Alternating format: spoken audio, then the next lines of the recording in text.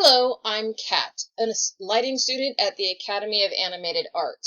And what I wanted to do today was share some of the things I've learned in school about how to light an animated scene. This is a fight scene that I lit, and I chose it because not only does it show how to light animation, but it shows how to light a scene that's very dynamic and has a lot of moving pieces. This is not going to be a step-by-step tutorial, as there's a million different ways to approach any animated scene, well, any scene really. And I'm going to have several examples of different ways different students lit this scene. But it's going to be a discussion about how you approach lighting a scene like this, where you start, and the artistic decisions you make when working out your mood, your color palette, and how you're going to approach the technical difficulties of lighting a scene like this. So I wanted to say thank you for joining me, and I hope you get something out of it, and let's go ahead and dive right in. My favorite part of being a lighting artist is that lighting is what tells the mood. It's what sets the scene, and it defines the environment and your character. As a lighting artist, you have a playground of choices to make. Everything from how you're going to use lighting to shape your character, to how you're going to use lighting to highlight your environment, to how you can use lighting to reveal or conceal something.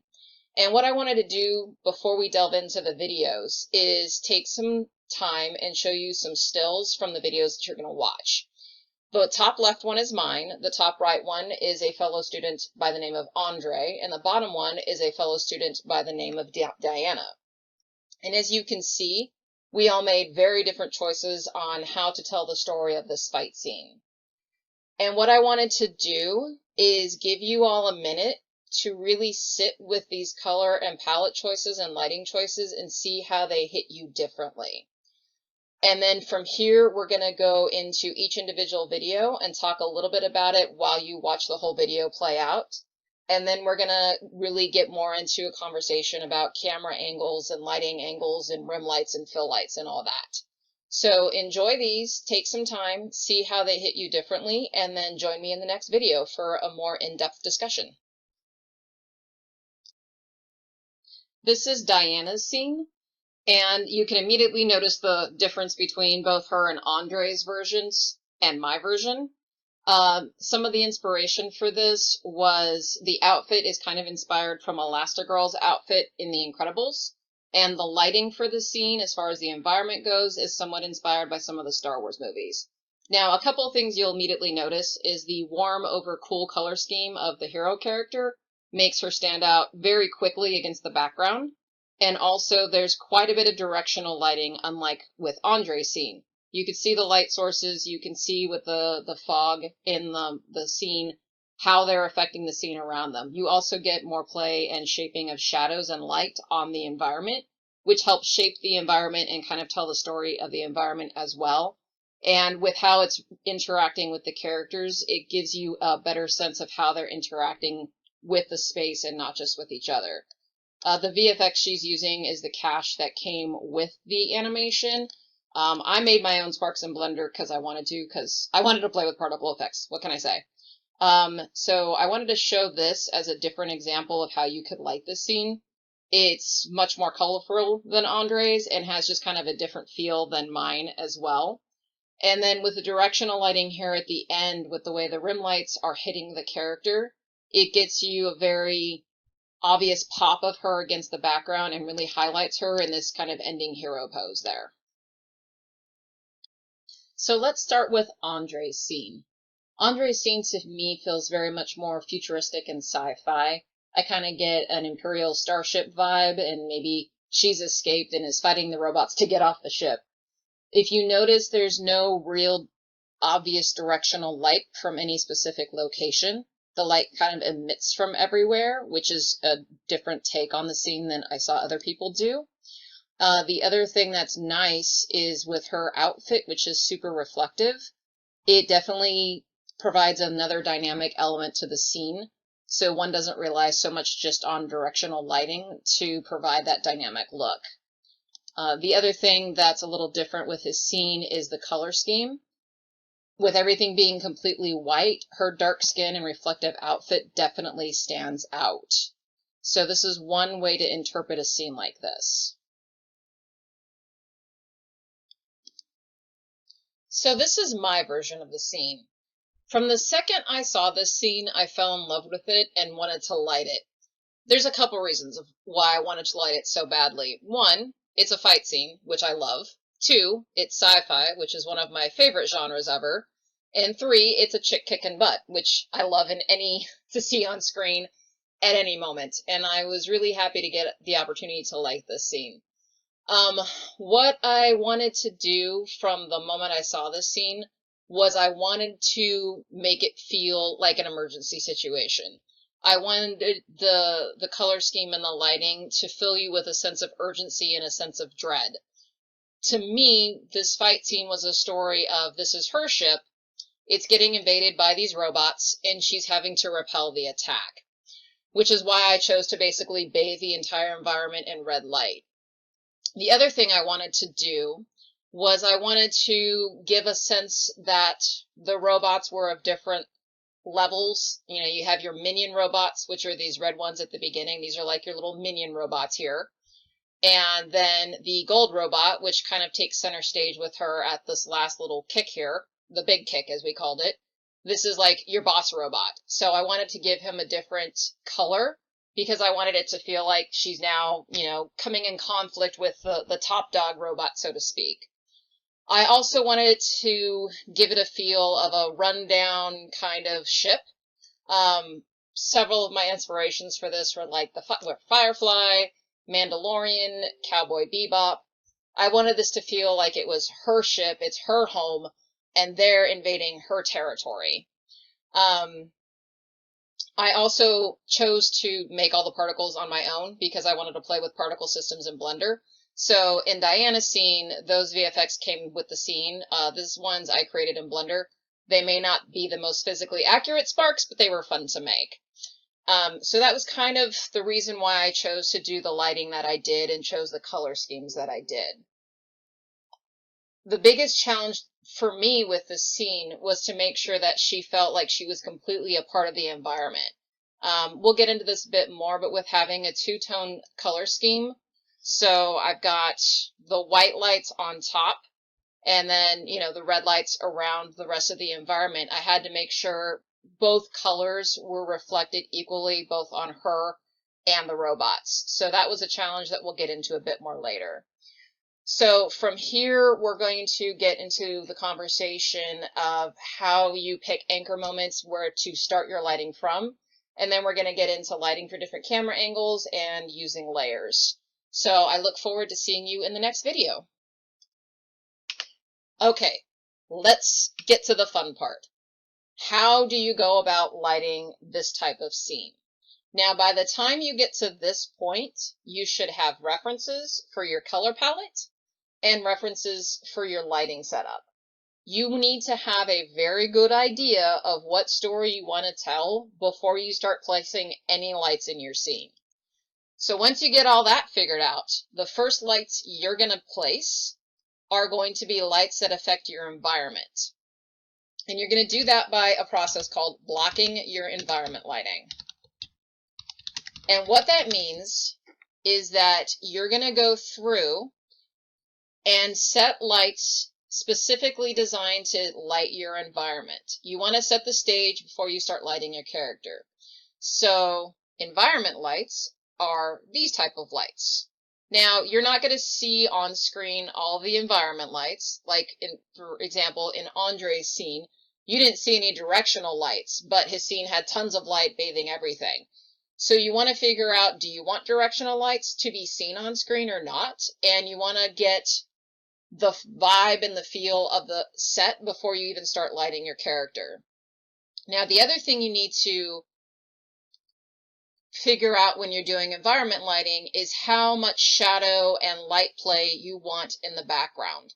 So, like, once again, Andre's scene, and I mentioned in that video, there isn't a lot of shaping with the background, whereas with my scene and Diana's scene, there's a lot more light and shadow play.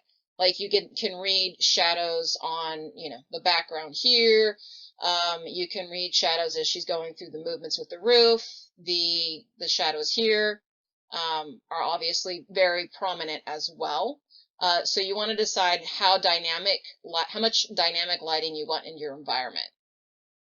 Then once you have all that figured out, then you want to go ahead and render out a few frames from several different moments in the animation and see how your environment lighting is affecting your character, because you want to see how that's affecting your character before you place any character specific lighting. So you get a feel for that and you're like, okay, sorry, my dog was barking in the background. But as I was saying, so once you get a feel for how the environment lighting is affecting your character, then you're going to go through and pick out what we call anchor moments. And anchor moments are the important moments in your animation that you need to get the lighting perfect on. So in pretty much all the students at my school pick the same moments from this animation. They're pretty self-explanatory. Your beginning, your opening scene, the first kick, the big flip, the superhero landing, the big kick, and then the ending. Now, since this animation does have slow motion, you definitely want to make sure the lighting in your slow motion parts is dead on, because those are going to be the moments that people are really going to see. So those are definitely moments you want to focus on.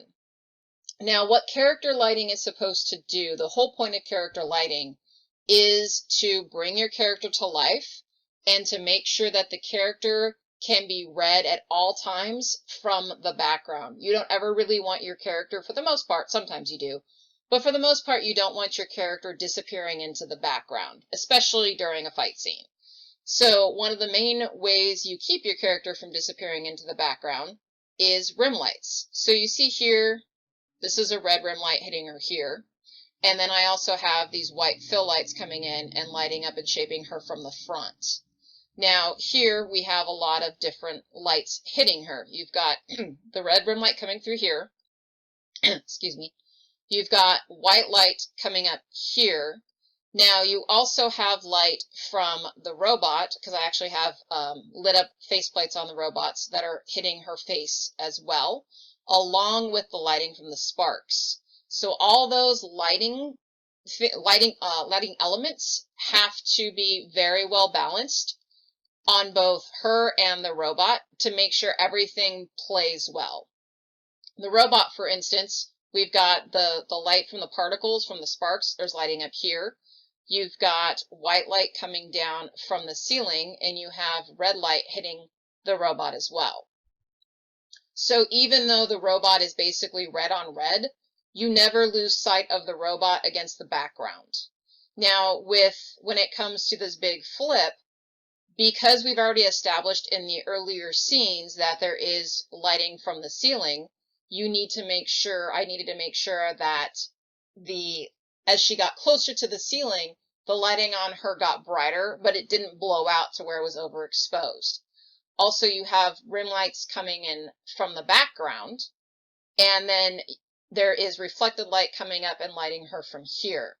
Now, the rim lights for this environment are not going to be the same as the rim lights that are lighting her up in this scene, or the rim lights that are lighting her up in this scene, because these are all going to be placed in different parts of the set, because she's moving through. So the lighting has to adapt to where she is in the set. So that's another consideration you need to make when lighting an animation, is where are you placing the lights to light the characters as they move through the set. So, sorry, clicking back too far. This is my first time, I'm sorry. So now here, in these frames after the superhero landing, as she gets up and runs towards the character, the superhero landing is different as well, because this is one of the few places you see her stop, her motion stops, and you get a very close up look at her face. So you want to make sure that the lighting on her face shapes her face very well. So we have reflected lighting because she's closer to the floor, so the lighting's bouncing up. We also still have rim light coming in, so you still see red on the back of her outfit. And because she's very much placed under the white lights, we have white light very vibrantly on her back. Now, as far as the big kick, this is your big dynamic moment. It's center screen, she's center stage with the big robot. Now, one of the reasons I wanted to make sparks was because I wanted to make sure that it was a very organic look as far as the light hitting her from the sparks, because the sparks are exploding, so obviously she's going to be lit up as well as the robot when those sparks explode. So as you can see here, you kind of have these overexposed places, and that's because the sparks are creating that lighting, which is providing another dynamic physical element to the lighting. It's also hitting her face there, and as she was running up for this conflict, because the robot has a lit faceplate, you will have noticed if you go back and watch the video that as she got closer, the front of her also lit up. Now for the closing moment, which is this big moment here, she's vanquished all of her enemies. So this is her big ta-da moment. She's the big hero. She's done her job and saved her ship. You want to make sure that even though she's far away from the camera, that she still stands out. And you need to make sure that all the lighting on her looks completely organic to the environment. So we have the red lighting. You can see the red lighting on hers here. She gets the white lighting coming down from here. And because I made her outfit a white color and the background is darker, that alone helps her stand out from the environment. Also, the robot is in this space of darkness, so you don't really see them anymore. Everything, the light is drawing you to her.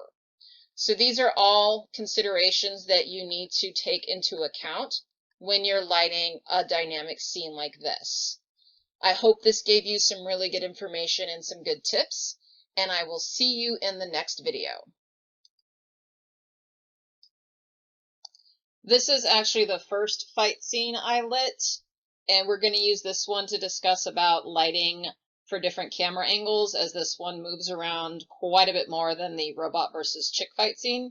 Also, I want to point out that I textured this entire scene, and there were so many pipes. The animator got a little carried away with adding pipes everywhere, but it was a good exercise in texturing an entirely massive warehouse environment. So I'm going to have you look at this one more time, and then we're going to go into the stills and talk about it a bit more. Okay, let's look at some stills from this very complex fight scene. Now, this is a massive environment, and I textured and lit the whole thing. The reason I did that was because the cameras move so much and show so much of the space, even little things you think wouldn't stand out will when they're not textured or lit correctly. You will always see a little thing in the corner of the screen, and you're like, I gotta go fix that light. So you definitely want to take your time when lighting these big scenes and really dig into the nitty-gritty and make sure everything is lit the way you want it to be environment-wise before you even start lighting anything with the characters.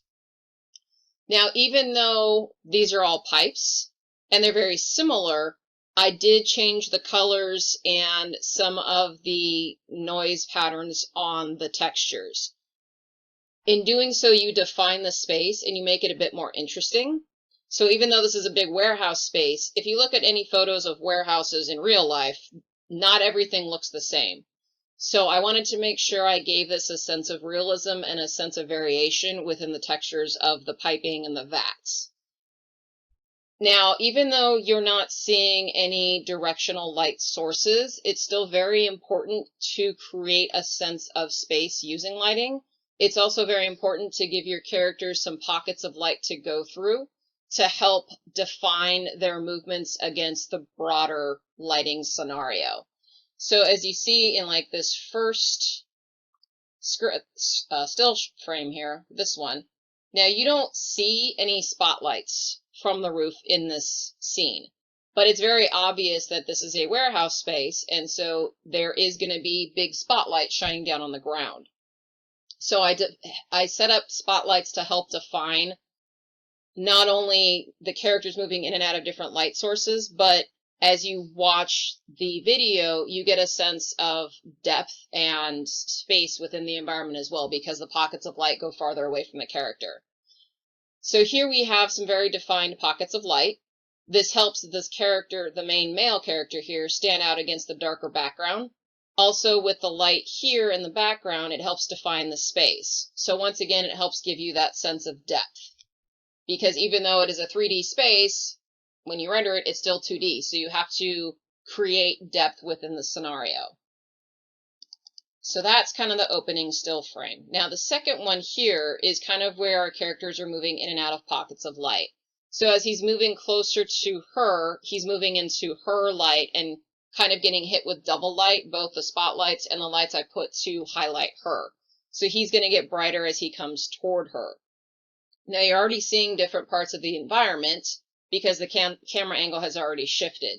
So I wanted to make sure I was still defining the rim lights on these pipes and stuff to make sure you don't lose track of the environment that they're in. So now these next few, this one,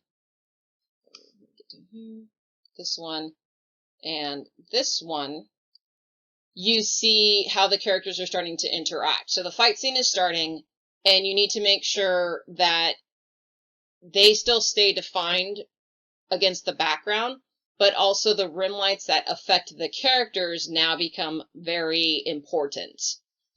So when the starting one, she kind of gets out of the way, and he kind of swings and misses, and she's pulling away.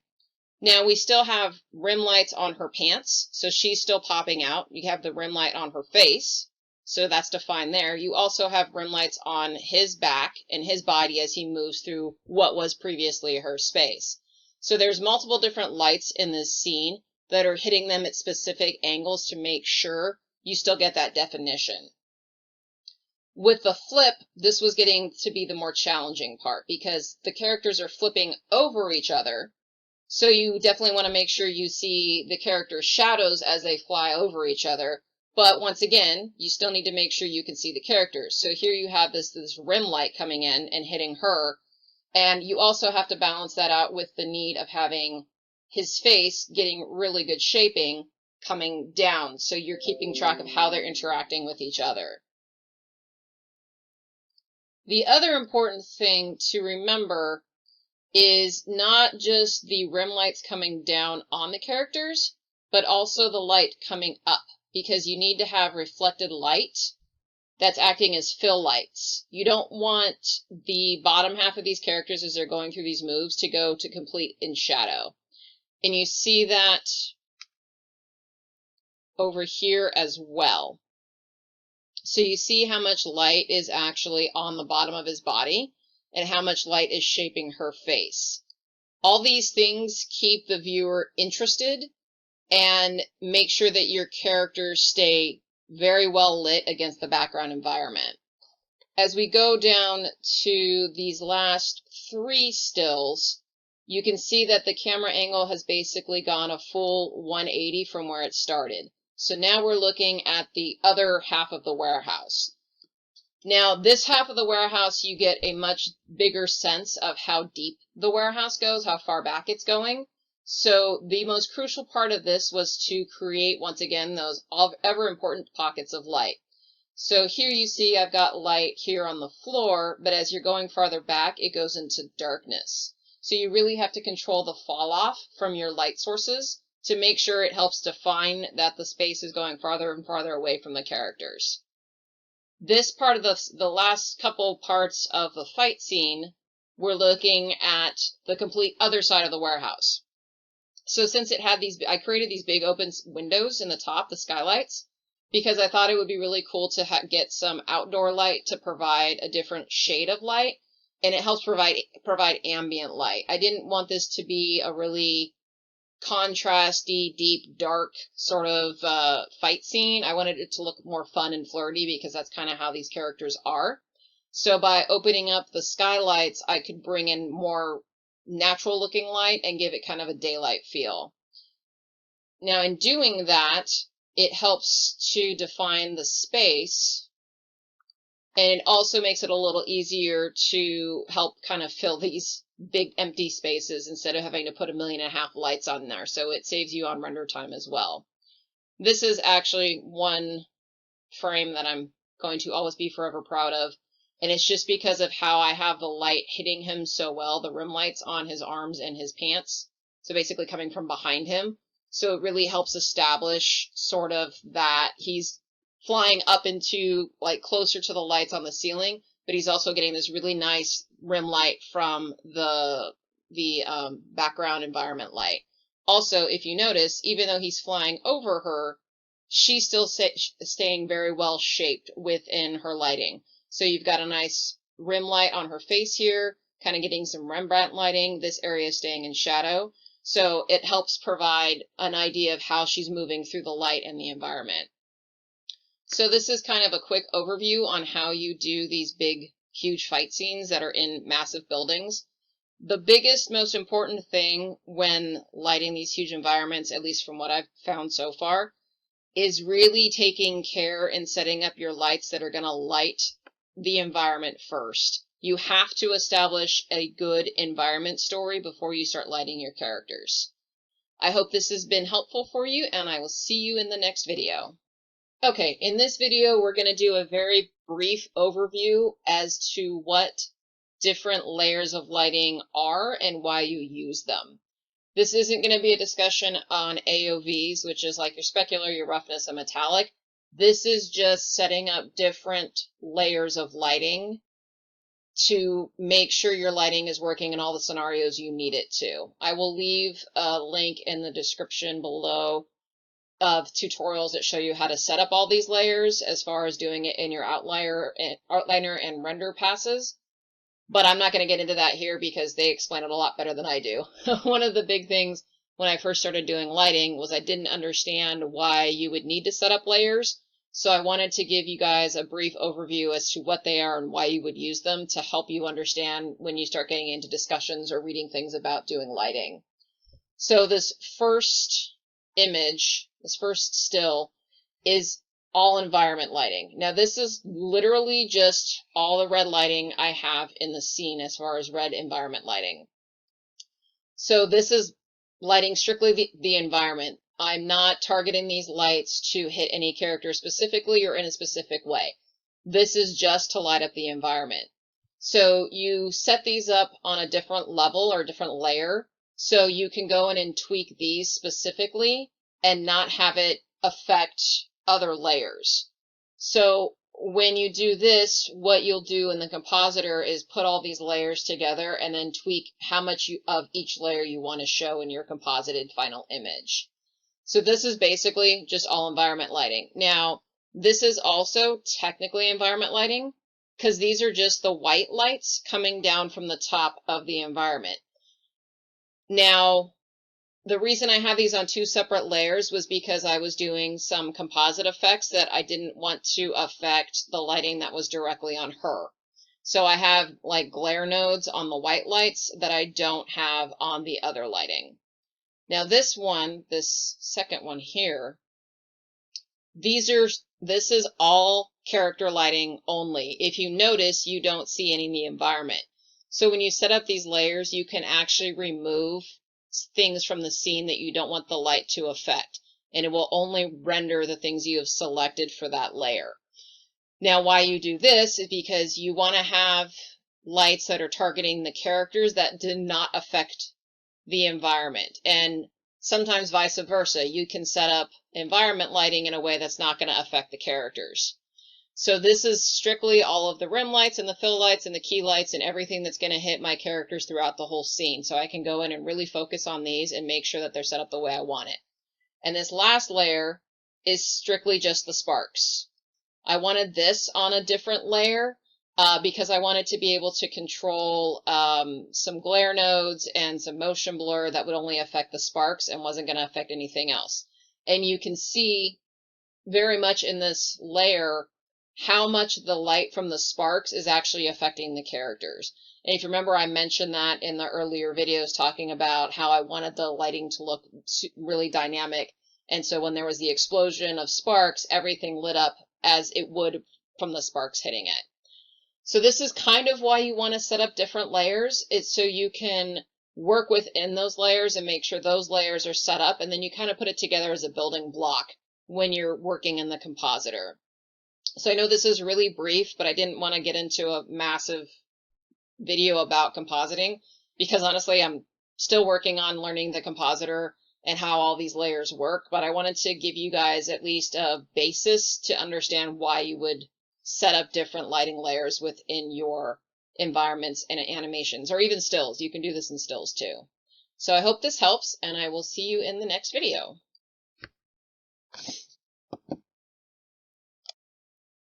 So this is the end of our little video. I just wanted to leave you with this image. It's the most recent one I've created, and it's using so many of the techniques that we discussed.